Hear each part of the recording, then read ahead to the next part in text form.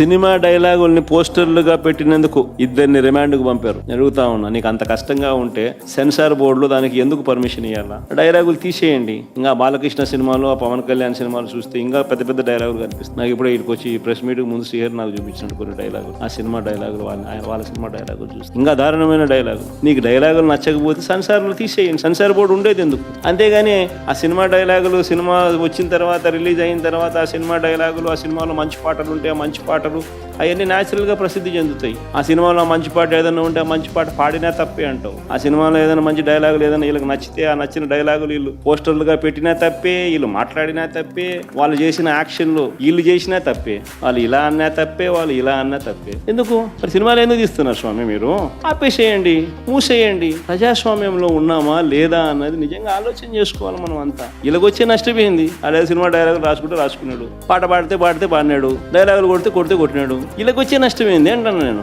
గుమ్మడికాయలు దొంగంటే భుజాలు తడుముకున్నట్టుగా ప్రతిదీ కూడా వాళ్ళు ఏమన్నా కానీ నిన్నే అన్నట్టుగా నువ్వెందుకు బాధపడతా ఉండవు?